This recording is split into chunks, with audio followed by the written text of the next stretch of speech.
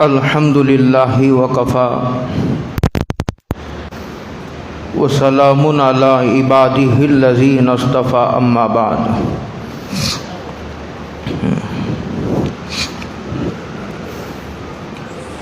اعوذ باللہ من الشیطان الرجیم بسم اللہ الرحمن الرحیم انما المؤمنون اخوہ وقال النبی صلی اللہ علیہ وسلم ولا تحاسدوا ولا تدابروا ولا تباغضوا وكونوا عباد اللہ اخوانا او کما قال رسول اللہ صلی اللہ علیہ وسلم۔ قابل قدر بزرگوں، دوستوں، بھائیوں، السلام علیکم ورحمۃ اللہ وبرکاتہ۔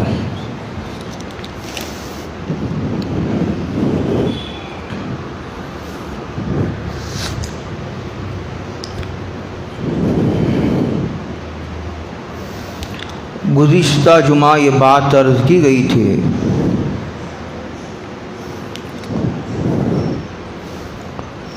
کہ آدمی اس وقت اپنے مقصد سے ہٹ جاتا ہے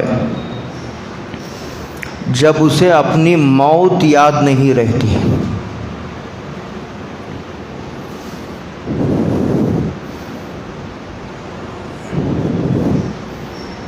یہ ترقی کے راہ میں سب سے بڑی رکاوٹ ہے۔ اگر کسی کو یہ بتا دیا جائے کہ ایک 8 دن کے بعد تمہاری موت آنی ہے، کیا وہ گناہوں میں، فضولیات میں اور دنیا کے ناجائز دندوں میں اپنے اوقات کو ضائع کرے گا؟ وہ کسی جھگڑوں میں نہیں پڑے گا، اسے تو اس بات کی فکر اندر سے کھائے جا رہی ہے کہ اس کے اب دنیا سے جانے کا وقت آ رہا ہے۔ اور اگر کسی کو یہ بتا دیا جائے کہ اب تمہاری زندگی کا وقت 8 دن نہیں 8 گھنٹے باقی ہے، بتائیے ایسا آدمی دنیا کے ناجائز کاروبار میں اور پھر اللہ تعالیٰ سے غافل کر دینے والی چیزوں میں اپنے اوقات کو برباد کرے گا؟ تو موت، یہ ترقی کی راہ، موت کو بھول جانا، یہ آدمی کی ترقی کی راہ میں سب سے بڑی رکاوٹ ہے۔ موت کو بھول جانے کے بعد آدمی کچھ بھی کر سکتا ہے، قبر کو، آخرت کو بھول جانے کے بعد۔ اس وقت آج میں نے قرآن کریم کے سورہ حجرات کی آیت کا ایک ٹکڑا پڑھا ہے۔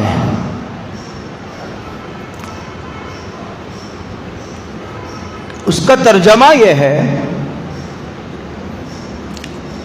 اللہ رب العالمین یوں ارشاد فرماتے ہیں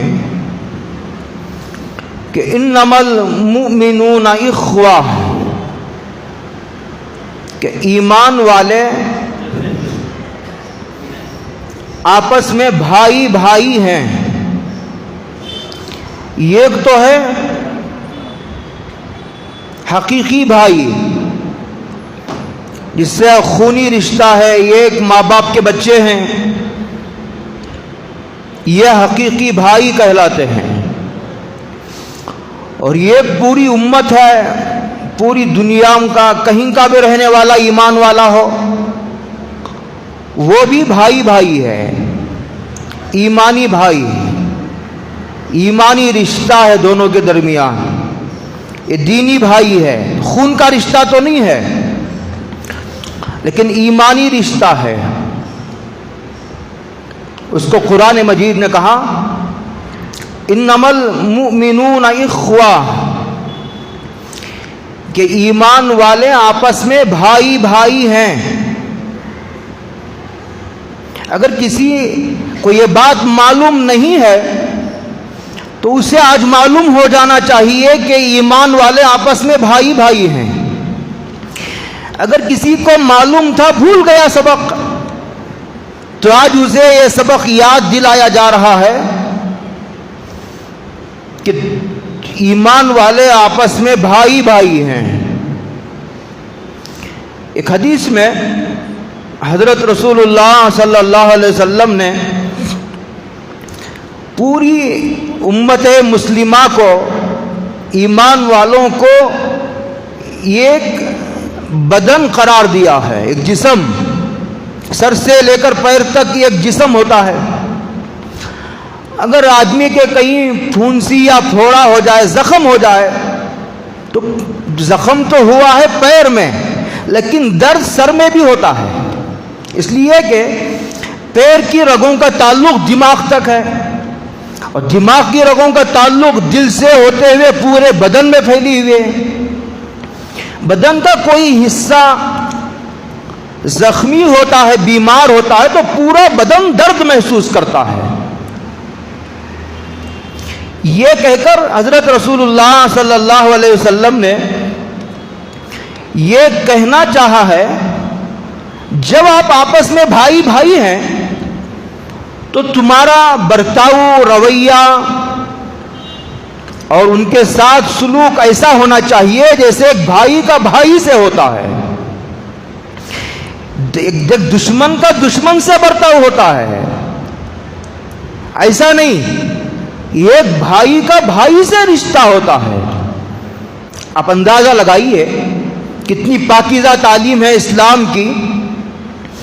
کہتے ہیں کہ ایمان والے بھائی بھائی ہیں، یہ کہہ کر حضرت رسول اللہ صلی اللہ علیہ وسلم نے یہ حکم دیا ہے بھائی کے ساتھ کوئی دشمنی نہیں، بھائی کے ساتھ کوئی حسد نہیں، بھائی کے ساتھ کوئی بغض و عناد نہیں، بھائی کے ساتھ کوئی لڑائی نہیں، بلکہ بھائی کے ساتھ تو محبت کا سلوک و رویہ ہوتا ہے، بھائی کے ساتھ تو ہمدردی و خیر خواہی کا معاملہ ہوتا ہے، اس کے دکھ درد میں اور خوشی و غمی میں آدمی برابر کا شریک رہتا ہے، خوشی میں بھی شریک ہے، اسے کوئی جائے مصیبت آن پڑی تو یہ ایک بھائی بھائی کے ساتھ کھڑا ہوا ہے۔ ان ساری تفصیلات کے طرف قرآن کریم نے چھوٹے جملے سے اشارہ کیا ہے اور یہ کہا انما المؤمنون اخوہ، کہ سارے ایمان والے آپس میں بھائی کی طرح ہیں۔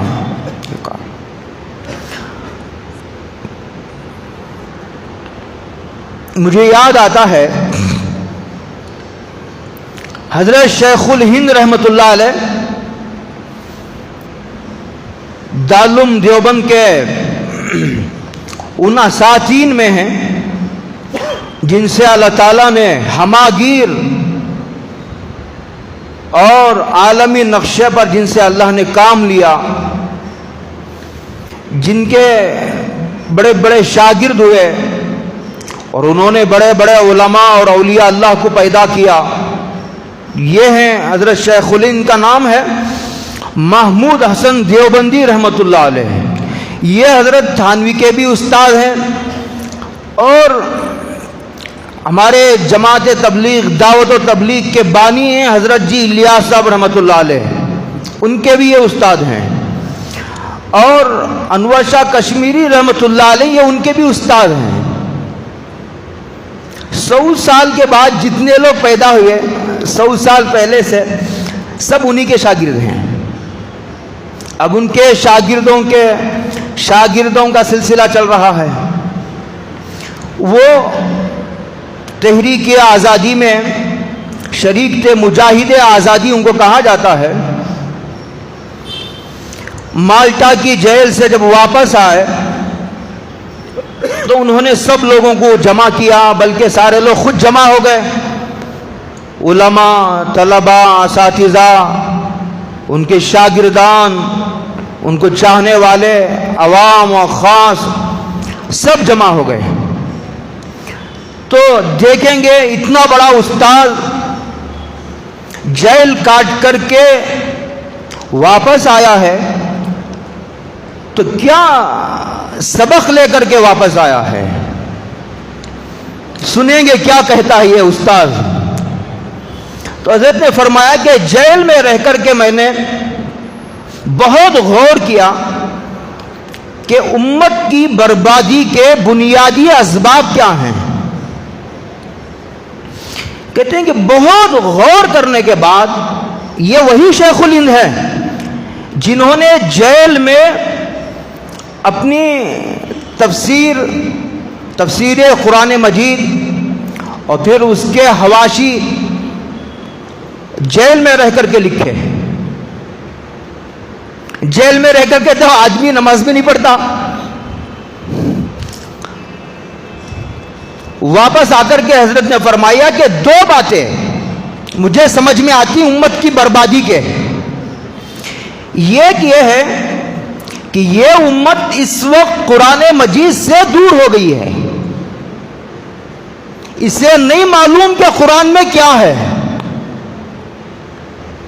سچے گھلا کے گھر میں بیٹھے ہو، دل پر ہاتھ رکھ کر کے کہو کیا معلوم ہے ہم کو کہ قرآن مجید میں کیا ہے؟ اس امت کو تو دائی بنا کر کے پیدا کیا گیا تھا کہ وہ قرآن مجید کی تعلیمات کی طرف پوری امت کو بلائے گی، اسے خود معلوم نہیں ہے کہ قرآن میں کیا ہے۔ اب میں بہت تفصیل سے اس کی طرف نہیں جاتا۔ دوسرا حضرت نے فرمایا دوسرا سب سے بڑا سبب میں نے غور کیا امت کی بربادی کا سب سے بڑا سبب کیا ہے؟ کہا کہ یہ آپسی اختلافات جو ہیں کہ ایک آدمی نماز بھی پڑھتا ہے، عجیب بات ہے، ایک آدمی روزہ بھی رکھتا ہے، ایک آدمی حج کو بھی جاتا ہے، ایک آدمی روزہ بھی رکھتا ہے، زکوٰۃ بھی دیتا ہے، عمرے کے سفر پر بھی جاتا ہے، ایک آدمی تہجد بھی پڑھتا ہے، اشراق و اوابین کا بھی خوب پابند ہے، لیکن عجیب بات دیکھنے میں آتی ہے کیا آپس میں متحد نہیں ہے، اتحاد نہیں ہے، اتفاق نہیں ہے، بھائی بھائی کے درمیان لڑائی ہے، نماز بھی جاری ہے، اختلاف بھی جاری ہے، نماز بھی جاری ہے، دشمنی بھی برابر جاری ہے، تہجد بھی جاری ہے، بھائی بھائی کے درمیان دوریاں بھی ہیں، اور ایک مسلمان سے دوسرے مسلمان کے درمیان لمبی دراڑیں ہیں، خندقیں ہیں، لمبی بڑی بڑی اونچی خندقیں ہیں، دو ملنے۔ اسی لیے کسی کہنے والے نے بہت خوب کہا، مجھے بہت پسند آیا، مسلمان تھوڑا بہت نیک تو ہو جاتا ہے، پورا نیک وہ بھی نہیں ہوتا، مسلمان تھوڑا بہت نیک تو ہو جاتا ہے لیکن ایک نہیں ہوتا۔ یہ اس امت کی بہت بنیادی کمزوری ہے، بہت بڑی بھی اور بہت بنیادی کمزوری بھی۔ اسے نظر انداز کر کے تم کچھ بھی کر لو گے تو امت میں کوئی تعمیری کام نہیں ہو سکے گا، بڑا کام نہیں ہو سکے گا اگر ہم نے اسے نظر انداز کیا۔ تو میں کہہ رہا تھا کہ حضرت شیخ الہند رحمت اللہ علیہ نے فرمایا کہ دو بنیادی وجہ ہیں اس امت کی تنزلی اور بربادی کے، یہ قرآن مجید سے دور ہو گئے، اور دوسرا آپسی اختلافات نے ان کی طاقت کو مٹی میں ملا دیا۔ کروڑوں کی تعداد میں ہیں، کروڑوں کی تعداد میں ہیں، ماشاءاللہ نمازی بھی ہیں، ماشاءاللہ حاجی بھی ہیں، عمرہ کرنے والے، تہجد پڑھنے والے، زکوٰۃ دینے والے، ماشاءاللہ، اور داڑھی والے، امامے والے، لیکن آپس میں اور دلوں میں دوریاں ہیں، آپس میں اختلافات ہیں، آپس میں حسد ہے، کینہ ہے، بغض ہے، عناد ہے، یہ دل ہے، کباڑ خانہ ہے۔ حضرت جی یوسف صاحب رحمۃ اللہ علیہ کا بانی تبلیغ ہے، ہمارے ہم سب کے سروں کے تاج ہیں. وہ عجیب بات کہا کرتے تھے. وہ کہا کرتے تھے کہ اس روئے زمین پر اللہ کی طاقت کے بعد سب سے بڑی طاقت مخلصین کا اجتماع ہے. دو باتیں فرمائی. دیکھنے ایسا معلوم ہوتا کہ یہ ایک جملہ ہے، یہ ایک جملہ نہیں ہے، ایک جملے کے دو ٹکڑے ہیں. میں اسے کھولتا ہوں، ذرا کھولیں گے تو سمجھ میں آئے گا. ایک آدمی کا مخلص ہونا ضروری ہے، اور مخلص ہونا کافی نہیں. مخلص ہو اور پھر اتحاد بھی ہو. سارے شریر جمع ہو گئے، جیسے ساری دنیا کے شریر مسلمانوں کے خلاف متحد ہیں. شریر متحد ہوں گے تو بڑا فتنہ رونما ہوں گا. اسی طرح ایک آدمی مخلص ہے لیکن تنہا کھڑا ہے راستے پر، طاقت پوری منتشر ہو چکی ہے، تب بھی کام نہیں بنے گا. اس کا کام اس وقت بنے گا جب اخلاص بھی ہو اور پھر اتحاد بھی ہو. اتحاد ہے، اخلاص نہیں ہے تو فتنہ ہوگا. اخلاص ہے، اجتماع نہیں ہے، جوڑ نہیں ہے آپس میں، تو بھی دلوں میں جوڑ نہیں، ظاہر و باطن میں جوڑ نہیں، علم و عمل میں جوڑ نہیں، تضاد ہے، ٹکراؤ ہے. علم کچھ کہتا ہے اور اس کی زندگی اس سے ٹکرا رہی ہے، تو بھی نہ وہ ظاہر نہیں ہوتا. یہ دو باتیں حضرت نے فرمائی. کام اس وقت ہوتا ہے جب تین باتیں امت کے اندر پیدا ہوں. شاید میں آج اپنی بات پوری نہیں کر سکوں، اس لیے کہ آخری 10 منٹ میں مجھے ووٹ سے متعلق بھی کچھ کہنا ہے. جتنی بات ہو جائے ہو جائے، جو بات بچ جائے گی آئندہ جمعہ مکمل کریں گے. یہ ہے اخلاص. اخلاص کسے کہتے ہیں؟ جو کہتے ہیں نا کہ دودھ خالص ہے. دودھ میں پانی ملاتے ہیں لوگ، نہیں، دودھ میں پانی ملاؤ نہیں، خالص دودھ ہے. شہد میں لوگ گڑ کا شیرہ ملاتے ہیں، نہیں، گڑ کا شیرہ ملا ہوا نہیں ہے، شہد خالص ہے. گھی میں لوگ کچھ اور ملاتے ہیں، گھی میں کچھ ملا ہوا نہیں، پیور اور بالکل خالص گھی ہے. اسی طرح سونا خالص ہے، سونے میں کچھ اور ملا ہوا نہیں ہے. چاندی بالکل پیور ہے، اس میں کچھ ملا ہوا نہیں، 100% وہ خالص ہے. کہتے ہیں اسی طرح اخلاص ہے کہ اس میں اللہ کو راضی کرنے کے علاوہ کوئی دوسرا مقصد شامل نہیں. جب مقصد میں اتحاد ہوتا ہے تو پھر ٹکراؤ نہیں ہوتا. ان کا مقصد الگ ہے، ان کا مقصد الگ ہے. 10 آدمی ہیں تو 10 آدمی کا مقصد الگ ہے، اب نہیں ہوتا اتحاد. ہمارے ایک بزرگ، ابھی ہم لوگ گئے تھے حیدرآباد، علماء کا ایک جوڑ تھا، بڑی عجیب بات فرمائی انہوں نے، لمبا بیان تھا. اس کا ایک جملہ بڑا پیارا تھا. انہوں نے کہا کہ اخلاص فرض ہے ہر عمل میں. ہر عمل کے کچھ فرض ہیں. نماز کے فرائض ہیں، روزے کے فرائض ہیں، حج کے فرائض ہیں، اور زکوٰۃ میں کچھ چیزیں ضروری ہیں. اسی طرح عمرے میں کچھ چیزیں فرض ہیں. اسی طرح انہوں نے فرمایا ہر اخلاص ایک ایسا فرض ہے جو ہر عمل میں فرض ہے، اور اخلاص ایک ایسا عمل ہے جو 24 گھنٹے فرض ہے. آدمی 24 گھنٹے نماز تو نہیں پڑھتا، آدمی سارا سال حج تو نہیں کرتا، لیکن اخلاص ایک ایسا عمل ہے جو ہر عمل میں فرض ہے. اگر کسی عبادت سے اخلاص کو نکال لیا جائے تو وہ عبادت فرض باقی نہیں رہتی، وہ فرضی ہو جاتی ہے. انہوں نے عجیب بات فرمائی، وہ مردود ہو جاتی ہے، اس عبادت کو منہ پر مار دیا جاتا ہے. جس عبادت سے اخلاص کو نکال لیا جاتا ہے تو پھر وہ عبادت باقی نہیں رہتی، وہ عبادت منہ پر مار دی جاتی ہے. تو ایک ہو گیا اخلاص، اور دوسرا آپس میں اتحاد، بات اسی کی ہو رہی ہے، اور تیسرا ہے ایثار۔ ایثار کہتے ہیں اپنا حق چھوڑ کر سامنے والے کے حقوق ادا کرنے کا اہتمام ہو، حقوق کے مطالبے کے بجائے سامنے والے کے حقوق کو ادا کرنا ایثار کہلاتا ہے۔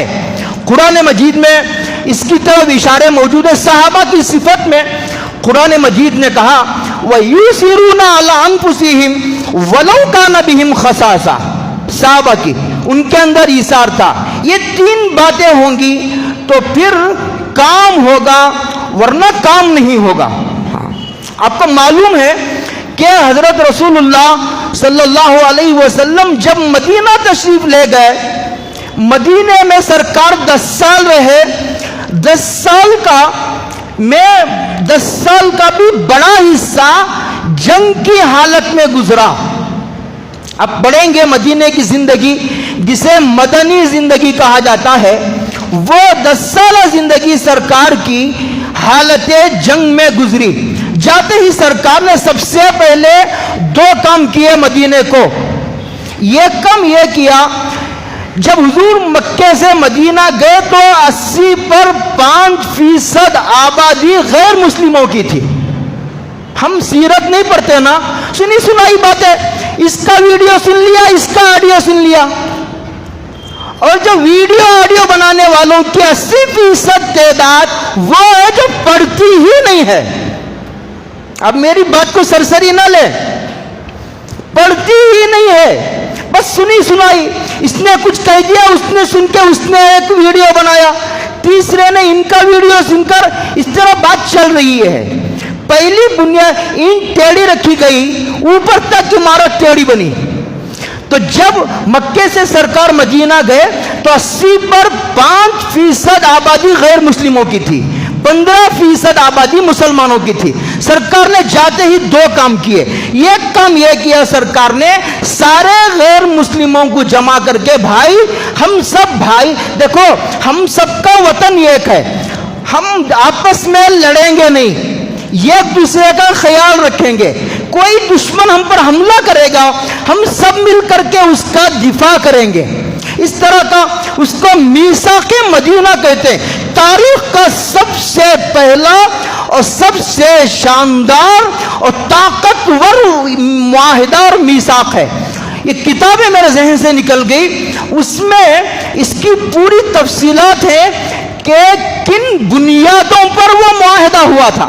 مجھے یاد آئے گا تو میں آئندہ جمعہ وہ لکھ کر لاؤں گا، عربی کی کسی کتاب میں ہے، میرے ذہن سے نکل گئی اور اب موقع بھی نہیں ہے، تو میں یہ کہا۔ دوسرا کام سرکار نے مدینہ جاتے ہی یہ کیا، یہ تو میثاق اور معاہدہ تھا، میٹنگ تھی غیر مسلموں کے ساتھ، سارے سے ہم جو ہے اب مسلمانوں کو بلا کر معاہدہ کرنے بھی تیار نہیں۔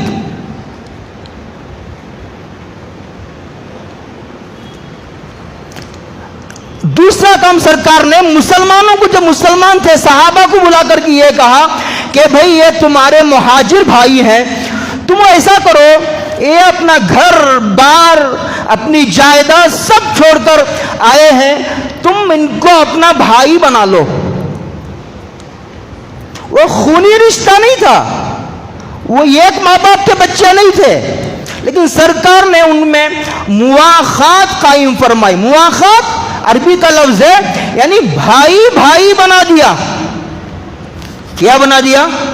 بھائی بھائی۔ اب ہم لوگ خیریت پوچھتے ہیں اپنے بھائی کی، تو کیسے پوچھتے ہیں؟ چلتے چلتے حضرت خیریت ہے، حضرت خیریت ہے، سلام خیریت ہے، ایسا خیریت معلوم ہوتی ہے؟ توبہ توبہ، مذاق ہے خیریت کا۔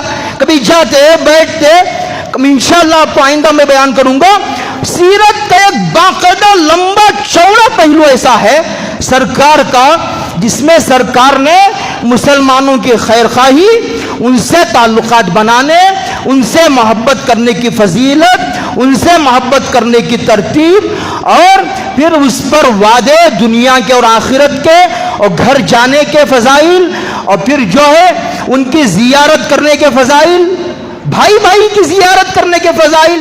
حدیث پاک میں آتا ہے ایک حدیث بیان کر کے بات ختم کروں، اس لیے کہ مجھے ووٹ سے متعلق بھی کچھ کہنا ہے۔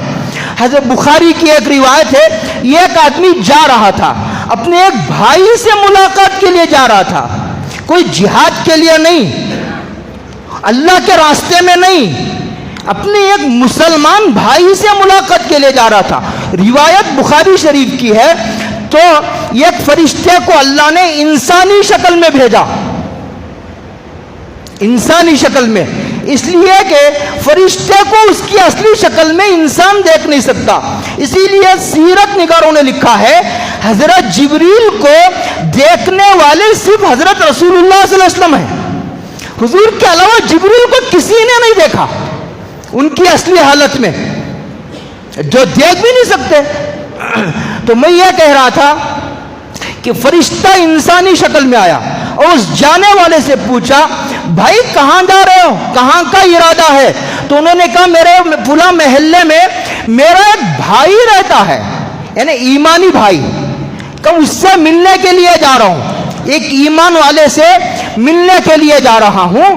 تو انہوں نے کہا کیا، کیوں، کس مقصد سے جا رہے ہو؟ کہا نہیں کچھ مقصد نہیں ہے، اللہ کی رضا کے لیے میرے بھائی کی خیریت معلوم کرنے جا رہا ہوں، جائیں گے بیٹھیں گے کچھ حال احوال معلوم کریں گے، کچھ جو ہے لائق شکر حالات ہوں گے تو سب مل کر شکر کریں گے، اگر کوئی مصیبت ہوگی تو ہم سب مل کر کے دور کریں گے، یہ طریقہ خیریت معلوم کرنے کا۔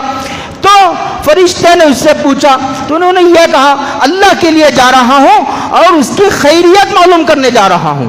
تو اس فرشتے نے کہا میں اللہ کے طرف سے بھیجا ہوا ایک فرشتہ ہوں اور اللہ نے یہ خوشخبری سنائی ہے، جا کر کے اس سے کہو کہ اللہ تم سے محبت کا اعلان کرتا ہے۔ اللہ، یہ بخاری شریف کی روایت ہے۔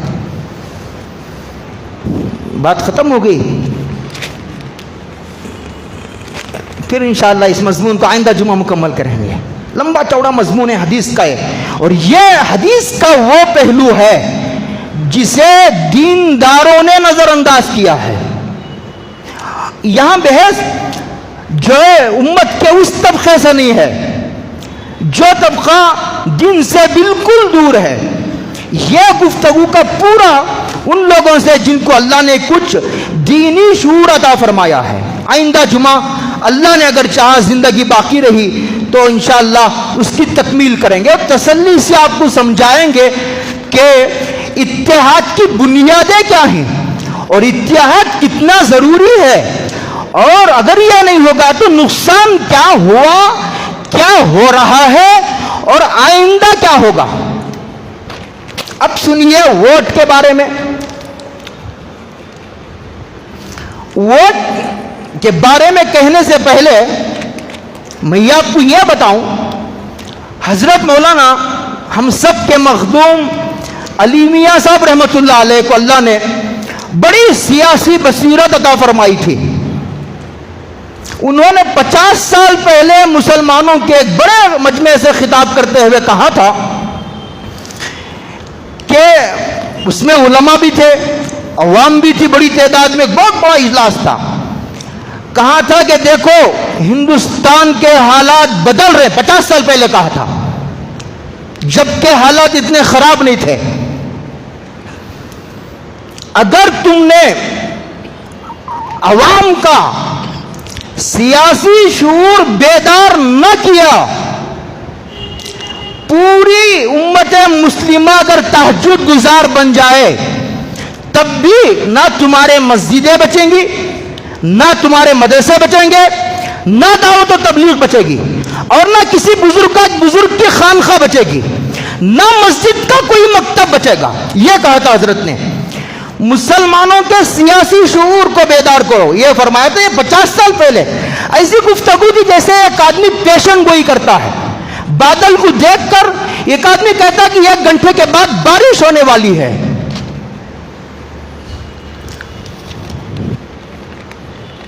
یہ جو ووٹ ہے، ووٹ کی 3 حیثیتیں ہیں۔ ووٹ کی حیثیت ایسی ہے، ووٹ جیسے ایک وکیل ہوتا ہے، وکیل کیس میرا ہے، وکیل لڑتا ہے کورٹ میں جا کر کے. یعنی مجھے جو کہنا ہے وہ وکیل کہے گا. میں ووٹ ڈالوں گا, جس کو بھی ووٹ ڈالوں گا. کس کو ڈالنا ہے میں اتنا نادان نہیں ہوں کہ میں کھل کر کہوں, یہ تو تم کو ہی کہنا چاہیے مجھے.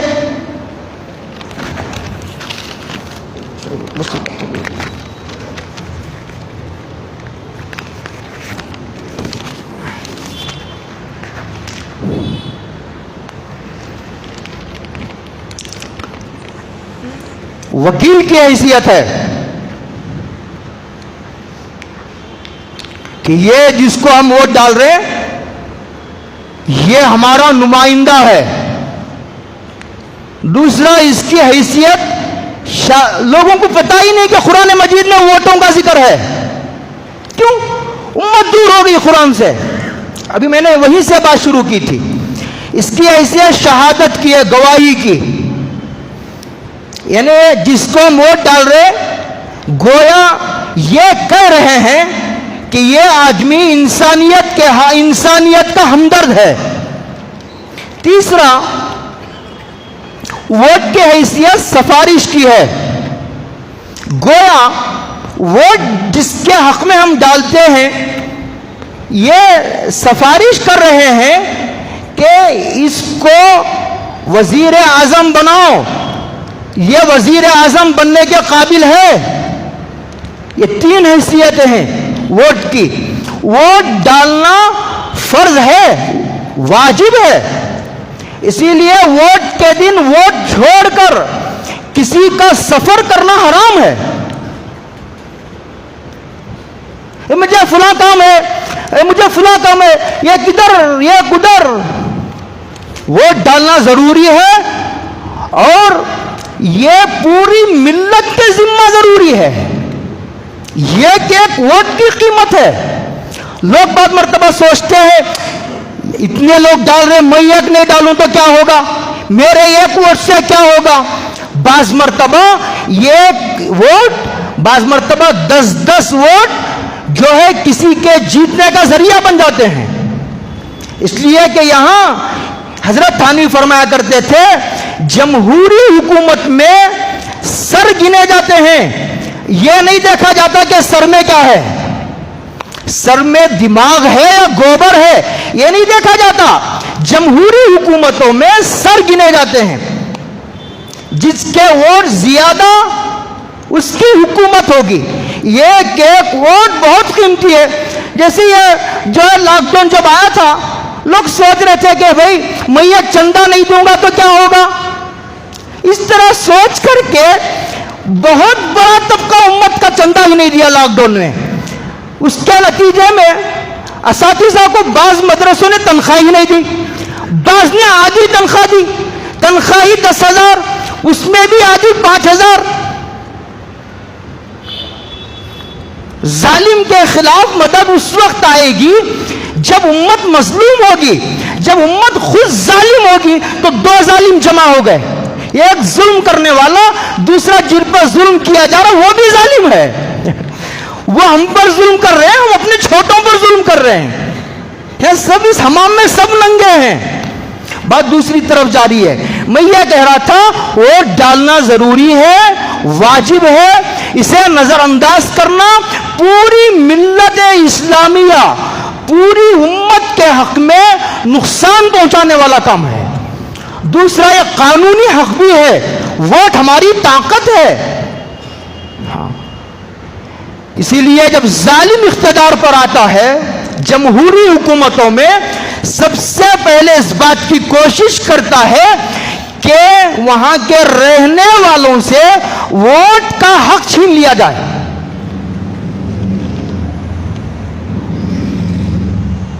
صدیق اکبر رضی اللہ تعالی عنہ کی حدیث ہے, وہ راوی ہیں, اگر لوگ ظالم کو دیکھ کر اس کا ہاتھ نہ پکڑیں تو کچھ بعید نہیں کہ اللہ تعالیٰ ان سب پر اپنا عذاب نازل فرمائیں گے. یہ ووٹ ظالم کو, جسے بھی آپ ظالم سمجھتے ہیں, electronic media, print media, social media, اب یہ عام ہے، کسی دشمن کی نشاندہی کرنے کی ضرورت نہیں ہے، آپ خوب جانتے ہیں آپ. تو میں یہ کہہ رہا تھا کہ ظالم کو ہرانے کا یہ بڑا اہم موقع ہوتا ہے، اور انسانیت کے حق میں، پوری انسانیت کے حق میں، کسی بھی مذہب سے تعلق رکھتا ہو، اسلام اس بات کو نہیں گوارا کرتا کہ انسان تو انسان، جانور پر بھی ظلم ہو. فاروق اعظم نے کہا تھا کہ اگر میری حکومت میں مجھے اگر یہ پتا چلے کہ یہ کتا بھوکا مر گیا ہے تو میں ڈرتا ہوں کہ میدان محشر میں اللہ مجھے اس کے بارے میں پوچھیں گے. اسلام کا یہ کھلا ہوا نقطہ نظر ہے. جس شخص کے سامنے کسی مومن کو ذلیل کیا جا رہا ہے اور وہ اس کی مدد کرنے پر قدرت رکھنے کے باوجود مدد نہ کرے تو اللہ تعالیٰ قیامت کے میدان میں برسر عام اس کو رسوا کرے گا. ووٹ ڈال کر اچھے آدمی کو اقتدار پر لانا، یہ ایک شریف آدمی کو عزت دینے کا موقع ہے. ووٹ نہ دینا حرام ہے. قرآن مجید میں ہے وَلَا تَكْتُمُوا الشَّهَادَةَ، وہ شہادت ہے، شہادت کو نہ چھپاؤ. حکم ہے، یہ مشورہ نہیں ہے، یہ حکم ہے. اور آگے فرمایا جس نے شہادت کو چھپایا یعنی ووٹ نہیں دیا فَإِنَّهُ عَاصِمٌ قَلْبُهُ، اس کا دل گنہگار ہے. ایک صاحب مجھے ملے ہمارے رشتہ داروں میں، انہوں نے کہا کہ میری عمر 50 سال ہو گئی، آج تک میں ووٹ ہی نہیں دیا، کبھی ووٹ ہی نہیں ڈالا. پڑھے لکھے لوگوں کا یہ حال ہے، ایجوکیٹڈ لوگوں کا یہ حال ہے. اچھے آدمی کا انتخاب کرے. ہاں اگر میدان میں جو ہے جتنے لوگ کھڑے ہیں سب کے سب شریر ہیں تو کیا کرو گے؟ جو کم شریر ہے اسے ڈالو. سب شیطان، جب سارے شیطان جمع ہو جائے تو چھوٹے شیطان کا انتخاب کرو. آپ کو حیرت ہوگی قرآن مجید نے شہادت کو دوسرے الفاظ میں ووٹ نہ دینے کو بت پرستی کے ساتھ جوڑ کر بیان کیا ہے. بت پرستی گناہ ہے تو اس کے بعد دوسرا گناہ جو ذکر کیا قرآن مجید نے وَاسْتَنِبُوا قَوْلَ الزُّورِ، ووٹ نہ دینا بت پرستی کے ہم پلہ گناہ ہے، پوری ملت کے ساتھ غداری ہے. اور سب سے بڑا نقصان ایسے موقع پر یہ ہوتا ہے، کیا کہے ماتم منائے مسلمانوں کی ناقبت اندیشی پر ووٹ تقسیم کر دیتے ہیں.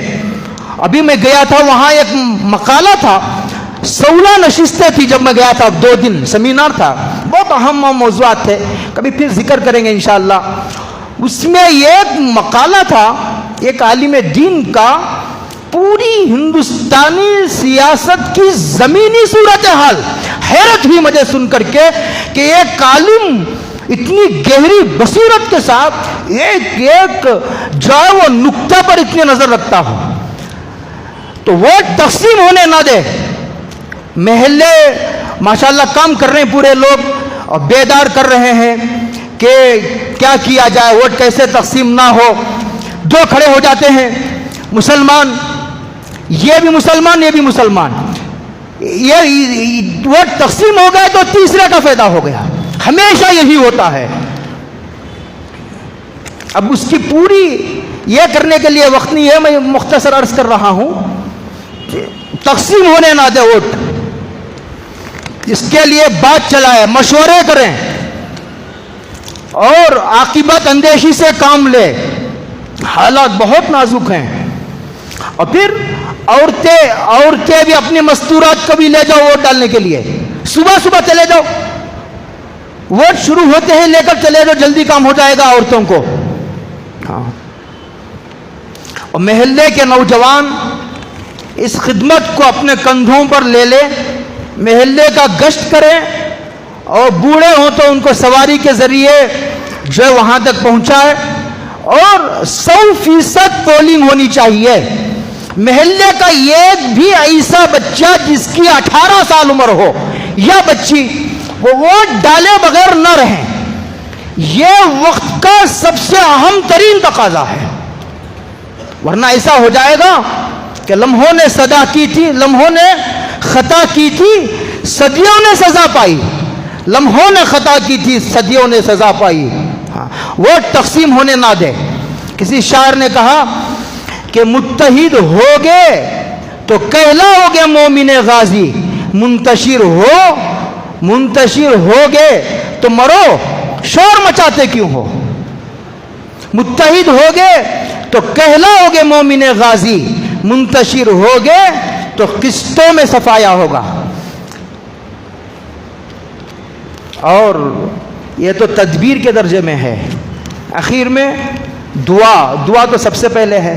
حضرت رسول اللہ صلی اللہ علیہ وسلم نے دعا بھی سکھلائی اور فرمایا اللہم لا تسلط علینا من لا یرحمنا، اے اللہ ایسے لوگ جو ہمارے اوپر رحم نہ کرے، ایسوں کو ہمارے اوپر مسلط نہ فرما۔ یہ دعا بھی کرنی چاہیے، 100% پولنگ ہونی چاہیے، اور اس کے لیے پھر جو ہے وہ لا کر کے وہاں تک پہنچانے کا انتظام کرے، گھر گھر گشت کرے اور ان کو بتائے کہ ووٹ کتنا ضروری ہے، اور پھر آپ وہیں پر چپکے آپ رہبری بھی کریں کہ جو ہے کون جو ہے انسانیت کا ہمدرد و خیر خواہ ہے، کون کم نقصان پہنچانے والا ہے، اس کو ووٹ دے۔